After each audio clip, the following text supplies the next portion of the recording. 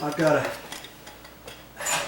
look at that, flop the hinge back over, and I see the door has to be pushed up this way a little bit more. So I'm going to take this here and I'm going to kind of lift up on the door as best I can and tap this under.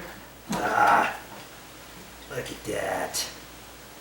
Dabbing at it.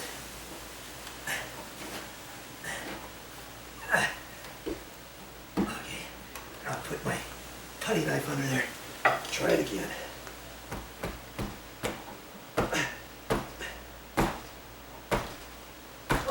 There. That's about as high as I can go. I could tap it even a little bit more with my hammer. I don't want to go too far. If I had somebody here, I could really crank up here and somebody can tap that down there. But this door, as you can see, it's got window bits in it. And the last thing I want to do is break that, one of those panels or something, okay? So now I look at this, and sure enough, it looks like I've gone up plenty. And instead of putting the same screws in, I'm going to go ahead and, in fact, it's gone just a hair over, and that's okay, because I think I can get it right in there. I'm going to take a 2.5-inch screw, and I'm going to put it to the hinge holes on the far right, because I know I'm going to hit wood back behind there, okay? I'll do that first.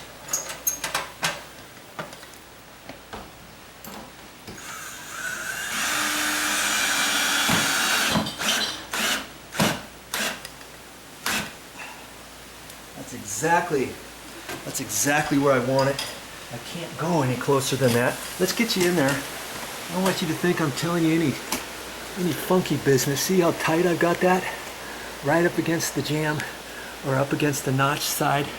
And now I can put another 2.5-inch screw here. If I put 2.5-inch screws here, they're not going to do any good because those are going to miss the edge of the stud. It's going to go right into the sheetrock. If I had enough room, I could pre-drill that hole at a slight angle and then put the screw in at a slight angle, not so much that it's going to be out too far so when you open the door you see it, you know. But I think I'm going to be okay. I don't think I'm going to have to do that.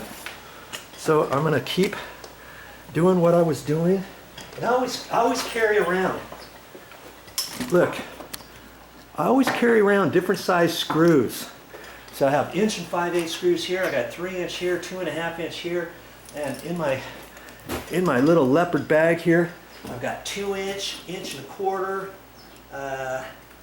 and what are these? These are 1.25 and I think I got some more 1 5 and I barely have any, so that's why I got some more at the store. Okay, so I'm going to use, I always carry those around, and these, I always carry their coarse sheetrock screws, coarse threads. You could also get these in fine threads.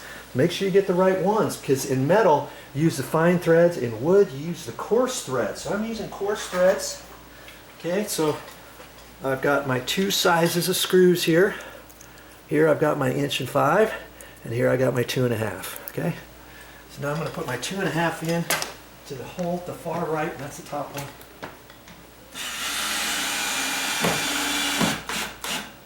Just going to make it snug. I can't go any further than that because the other screws in there have already driven it as far as it'll go. Now I'm going to use my 1 5 just on here, and I'm just going to snug it up. If I really crank on this, I could start spinning these because it's just going into the jamb. It's not going into anything else because it's hitting the sheetrock. Okay.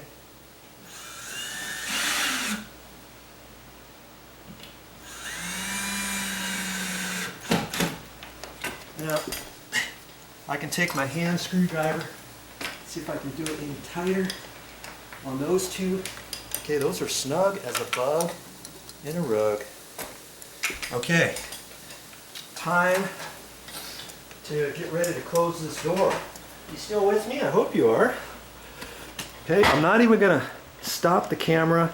No funky monkey business here. Just gonna pull this out, flip it over. That out of there. I got a place for everything in my nail bag. You do it the same all the time, and I can tell exactly where all my stuff is. Hey, where's this? Where's that? And it's a good habit to get into, okay? I have not closed this door yet.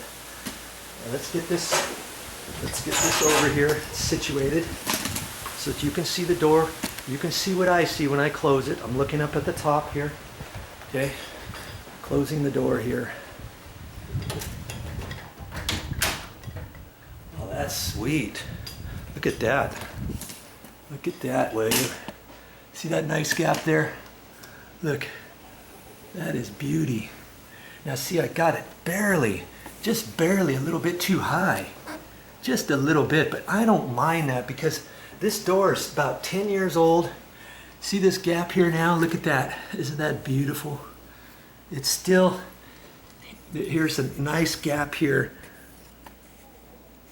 Okay, that's what I want. See how the hinge is all nicely tight, pushed up against there and everything? And the top reveal looks pretty good, doesn't it? And you know, when I fix a sagging door, here's something else to remember.